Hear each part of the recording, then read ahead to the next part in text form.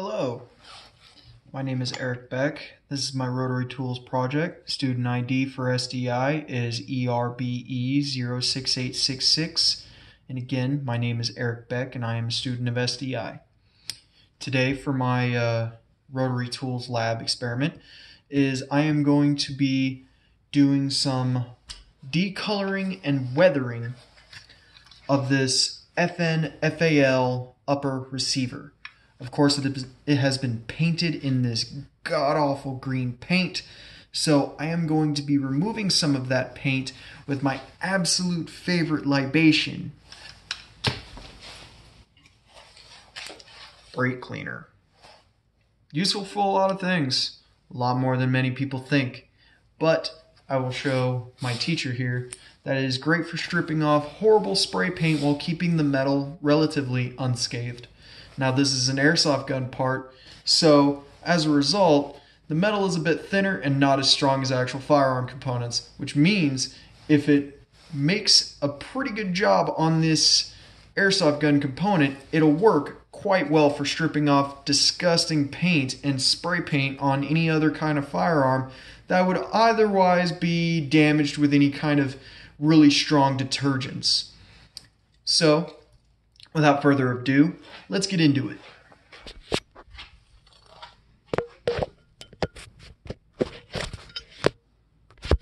Trying to set you up on this barrel here. And screw it. Let's do that. Alright, so I've got my FAL part. I've got my brake clean. First, what I'm going to do is, for the instance of this video, is I am only going to be weathering a bolt. The bolt assembly. Because who wants a grungy bolt with this horrible foliage green on it? Not me. So what I'm going to do is I'm going to install the straw onto the brake clean can, trying not to spray myself in the eyes with it, because that hurts. I know that from personal experience. It sucks. Don't do it. Alright, and I'm essentially just gonna apply liberally to the bolt.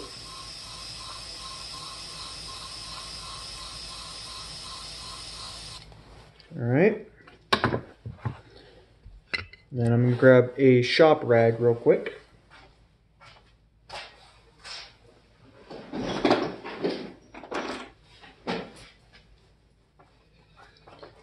And then I'm going to start taking some of this paint off.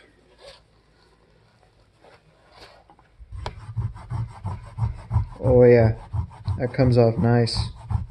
Comes off easy.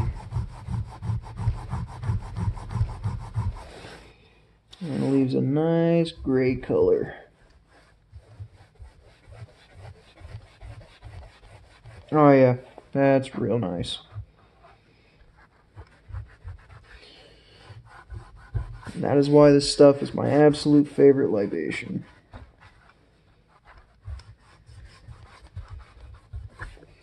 And now, what I'm going to do is I'm going to weather this here bolt. Get off. Stupid rag. Alright, so in the short amount of time, you can see how easily that paint came off. Now I'm going to weather the bolt with my rotary tool. Alright. For this operation, I'm going to be using this handy dandy rotary tool that SDI has supplied me with the finger applicator thing. I usually call it a stylus. So, what I'm going to do is I'm going to first equip it with the light emery.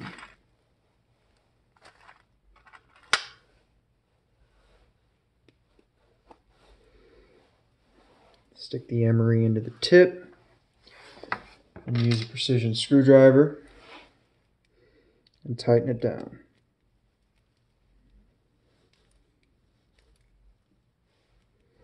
Okay. Then get yourself an Allen key or another bit, whichever of the two. Align the hole. Found it. Get the bit into the hole eventually.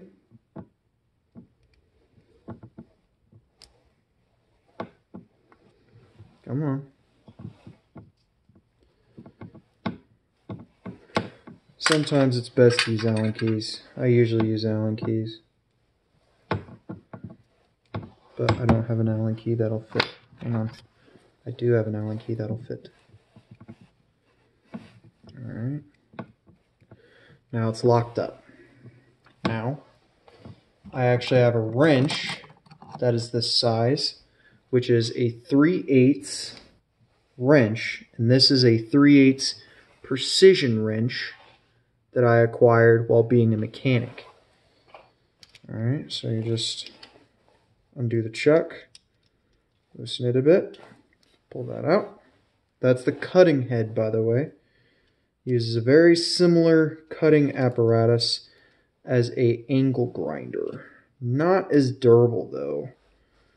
So it's always best to find aftermarket cutting wheels that work just as well, if not better.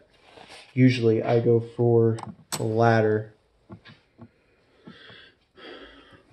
Alright, now I'm going to set my speed. I'm going to set it to a low speed, so I'm going to be at 2. Turn it on. And then I'm simply just going to lightly abrase it.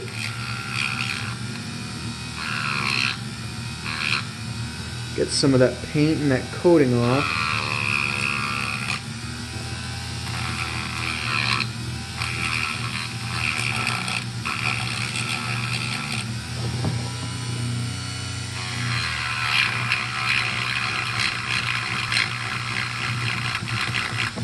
You may be wondering why my objective is to take paint and coating off.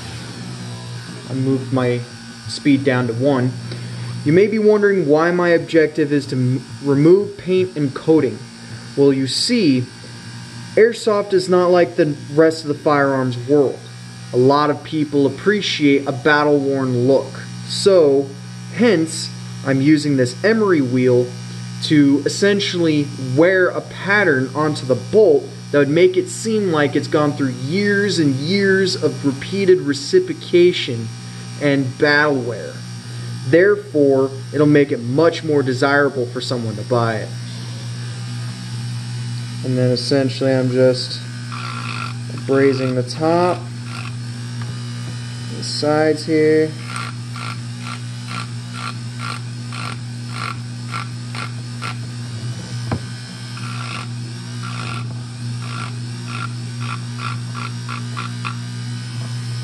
And the tip that I always found that was the most helpful for me was to use these pin devices and essentially just use it like a light stylus and ultralight pressure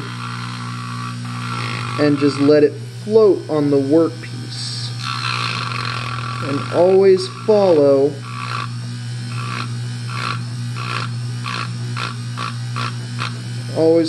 the rhythm of your workpiece.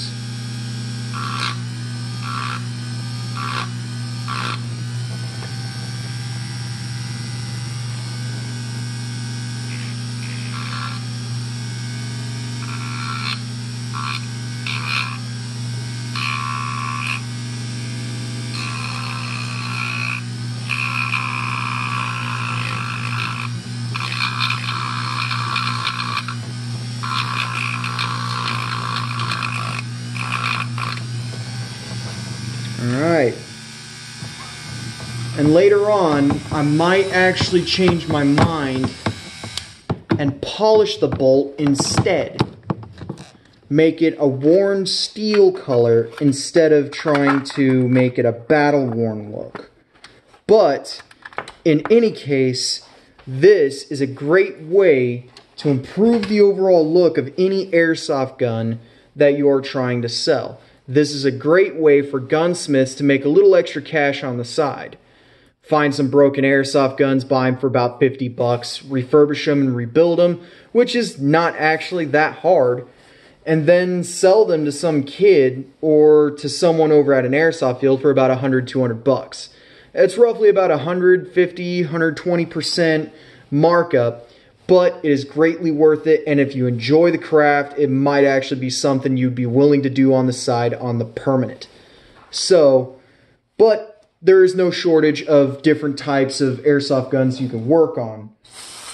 Quite honestly, I prefer to work on any tactical weapon, just like my real-world preference. I prefer to work on tactical weapons. I like anything that's made out of metal and has polymer. I'm such a weak bastard. I have weakness, just like everyone else. I'm human. It's whatever, though. But already, this is starting to look better. I can see the serial number again. I can see the manufacturing logo again. And it's actually starting to make some real good progress into its aesthetics. And now I'm also going to put some of this lovely stuff onto the polymer and get some of this crap off the polymer. Now note that if you are trying to get spray paint off of polymer, you might have to use a buffing wheel. I don't have a large buffing wheel, but I will demonstrate the use of which on the FAL here. Alright, yet again, I'm going to use my pen device. Grab my Allen key. Align the hole. Lock it up. 3/8. Whew, this stuff stinks. But God help me that I love that smell. And then you're going to grab a buffing wheel. And you're going to use this threaded section of the buffing wheel here. That is the buffing wheel's rod. You are going to essentially just thread it into the wheel, being extra careful not to strip it. Because if you strip it out of the wheel, you're pretty much hooped. So, also making due diligence to try and get as best centered as you can. Otherwise, it's going to flap in the wind, flip off right on you, and be way off in the rhubarb. So, tighten down the chuck. Click.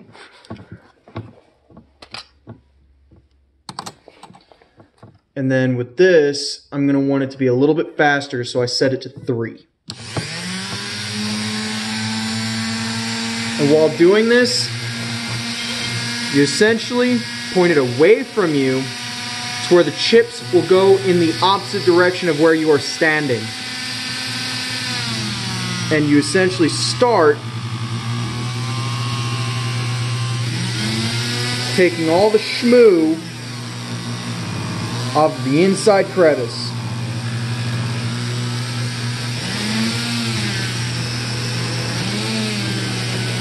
Then you move it along.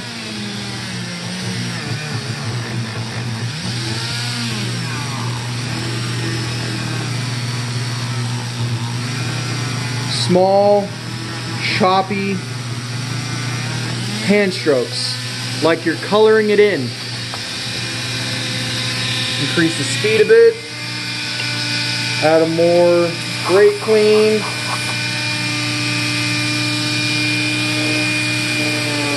And continue. Just keep buffing along.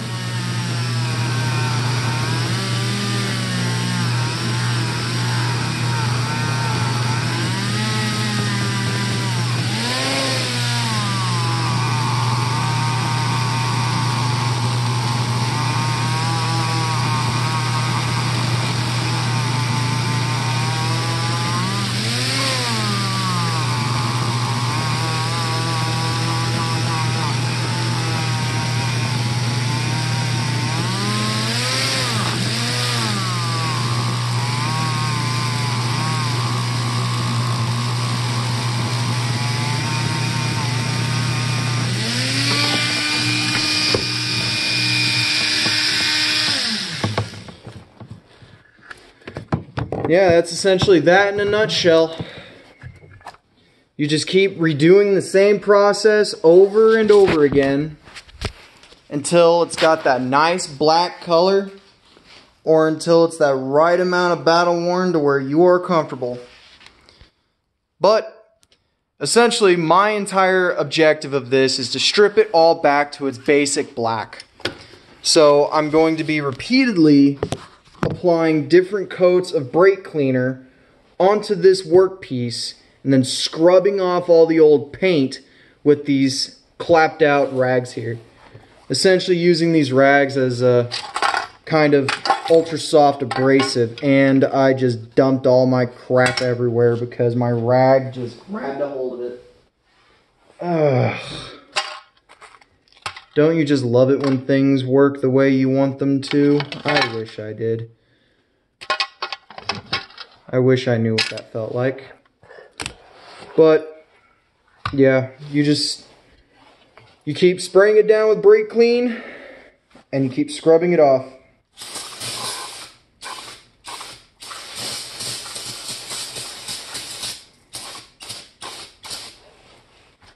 Let it sit for a minute. Grab your rag. Scrub it off.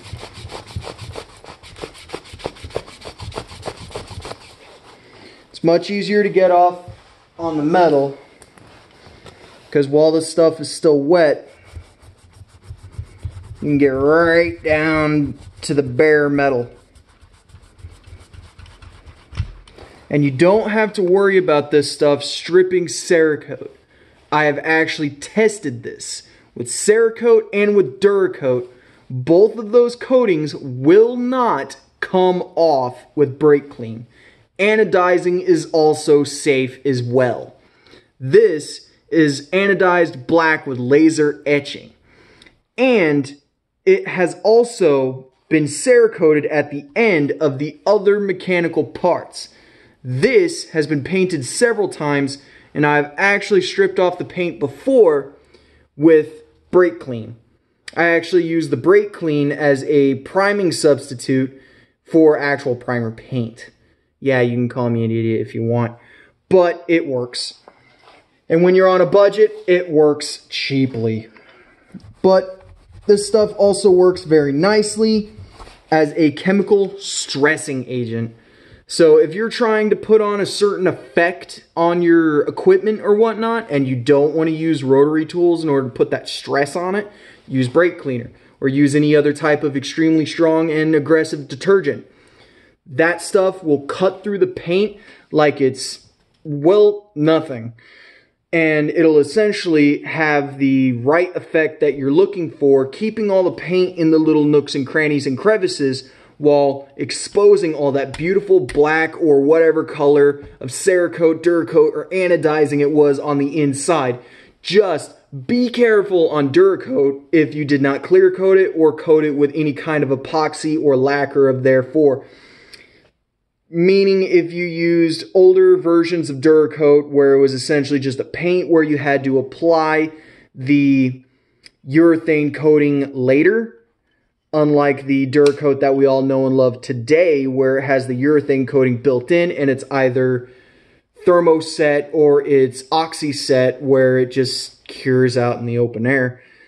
But if you're using the older stuff where you actually have to apply the urethane or the epoxy, do not use this stuff unless you are prepared to chemically stress it. If you are trying to chemically stress it, power to you. But if you are not, it'd probably be a good idea to wait to clean off any gunk or whatnot until after the urethane and epoxy have fully cured. But this stuff works wonders on airsoft guns and that of the like to try and get grubby kids spray paint off of. I bought this FAL for 60 bucks off of a kid, and they do not make this model anymore, so I stumbled myself onto a pretty rare find. I'm taking some of the anodizing off. I should probably be careful. But this was actually a pretty rare find. This kid had painted it this god-awful foliage green. I don't plan on taking all of it off. I'm going to chemically stress it, and I'm going to keep all the foliage green in the crevices while keeping the top of the Picatinny rail the same way it is. I'm going to clean the inside of the pick rails, and I'm also going to clean the main outside of the chassis, while also stressing and weathering the bolt carrier unit and getting all this grungy paint off of the polymer, because who wants grungy green polymer? Like, seriously, who wants grungy green polymer? Like, come on. I wasn't born yesterday, and I damn sure wasn't born the day before, so I'm not that stupid. But, essentially, that's what I'm trying to do.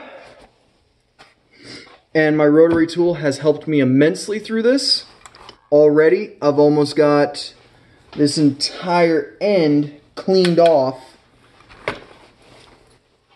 And it's all thanks to my rotary tools with SDI. My name is Eric Beck, and this has been my rotary tool project with SDI. Thanks for watching.